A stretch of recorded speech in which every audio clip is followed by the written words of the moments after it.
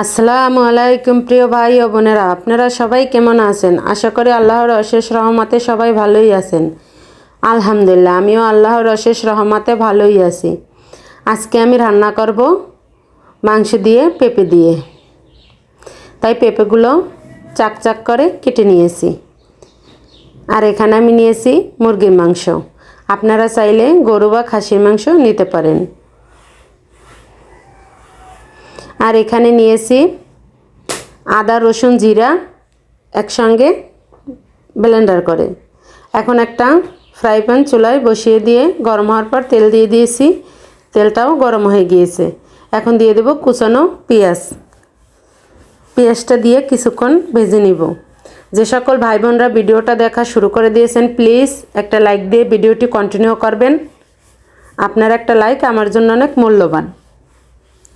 তারপর এখানে দিয়ে দিলাম গরম মশলা, চাল, এলাচ, তেজপাতা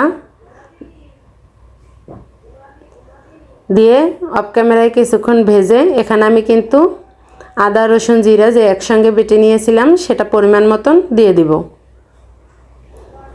মাংস দিয়ে পেঁপে রান্না করলে খেতে কিন্তু অসম্ভব মজা হয়। এটা দিয়ে ভাত, পরোটা, রুটি সব কিছুই খুব মজা করে খাওয়া যায়।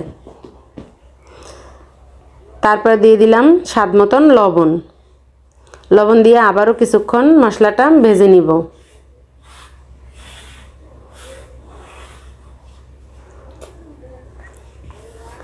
তারপর দিয়ে দেব এখানে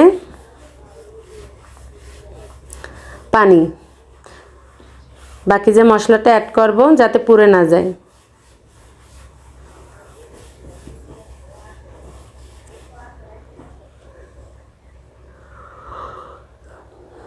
এখানে আমি একে একে সব ধরনের মশলা দিয়ে দেব।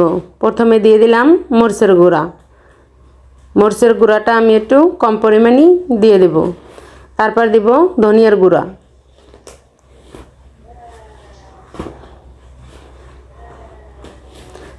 তারপর দিয়ে দিব হলুদের গুঁড়া।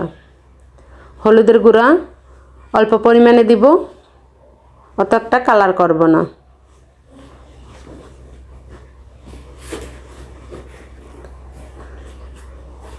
দিয়ে এখন ভালো করে নেড়েচেড়ে মিশিয়ে এখানে আমি দিয়ে দেব মাংসের মশলা। পেঁপে তরকারিটা কিন্তু একটু পানসে টাইপের, মাংসের মশলা দিলে কিন্তু খেতে অসম্ভব মজা হয়। এখানে আমি 1 চামচের একটু বেশি মাংসের মশলা দিয়ে দিলাম। দিয়ে এখন মশলাটা খুব ভালো করে কষিয়ে নেব। খুব ভালো করে কষানো হয়ে গিয়েছে। এখন আমি এখানে মুরগির মাংস দিয়ে দেব। আমার নতুন পুরাতন সকল ভাই বোনদেরকে জানাই অন্তরের অন্তঃস্থল থেকে অসংখ্য অসংখ্য ভালোবাসা ও অনেক অনেক দোয়া। আল্লাহ সবাইকে সুস্থ রাখুক এবং সবাইকে সফলতা দিক।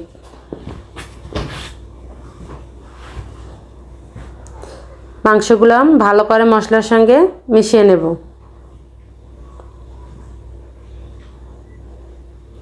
আর আমার কিন্তু প্রতিদিনই কমেন্ট লক করে দেয়, তাই আমি কিন্তু অন্য আইডি থেকে যাদের ভিডিও দেখা বাকি থাকে তাদের ভিডিও দেখে দেই।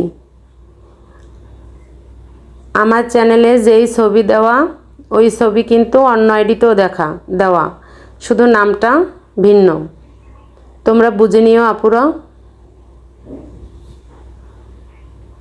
রাত্র 10টা 9টার দিকে কমেন্ট লক করে দেয়, সকাল 10টা 11টার দিকেও কমেন্ট শো হয় না। এত লং টাইম যদি কমেন্ট লক হয় তাহলে কি মানুষের ভিডিও যদি আমি দেখি তারা তো বুঝতে পারবে না। তার জন্য অন্য আইডি থেকে দেখে নিব।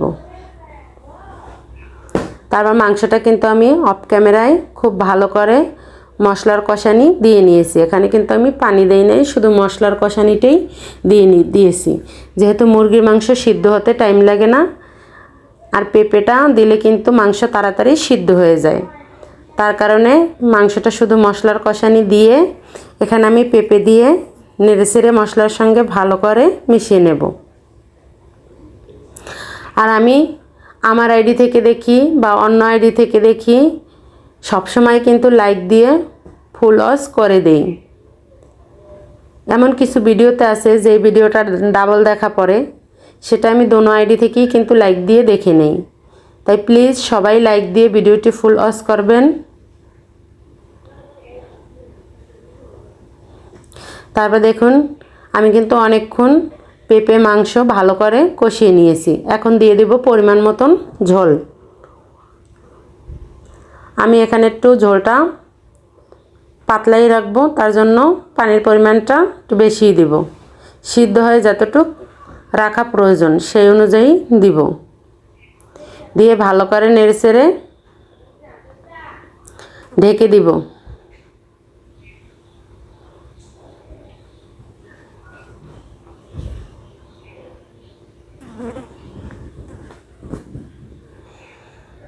তারপর দেখুন কিছুক্ষণ কিন্তু রান্না করে নিয়েছি। এখন কিন্তু আমি এখানে কিছুটা কাঁচামরিচ ছিঁড়ে দিয়ে দিয়েছি। এটার কিন্তু অন্য রকমের একটা ফ্লেভার আসে আর একটু ঝালও হবে, যেহেতু একদম ঝাল না হলে তো আবার খেতে ভালো লাগবে না। আমার ভিডিওটি যদি কোনো নতুন বন্ধুদের কাছে ভালো লেগে থাকে, চাইলে আমার চ্যানেলটি সাবস্ক্রাইব করে পাশে থাকা অল বাটনটি বাজিয়ে রেখে দিতে পারেন। আমি কোনো ভিডিও ছাড়ার সঙ্গে সঙ্গে আপনাদের কাছে নোটিফিকেশন চলে যাবে, আপনারা আপনাদের সময় সুযোগ মতন দেখে নিতে পারবেন। আর আমার চ্যানেলে যে নতুন বন্ধুরাই আসে, আমি জানি না, হয়তো অনেকেই সাবস্ক্রাইব করে, অনেকেই না করেই বলে করছি, কিন্তু আমি কিন্তু প্রত্যেকেরই ব্যাক দিই, প্রত্যেকেরই সাবস্ক্রাইব করে দিই। তাই প্লিজ কেউ সাবস্ক্রাইব না করে বলবেন না যে করেছি।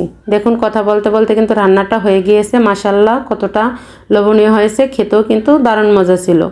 আবার দেখা হবে নতুন আর একটা ভিডিও নিয়ে। ততক্ষণ সবাই সুস্থ থাকুন, ভালো থাকুন। আল্লাহ হাফেজ।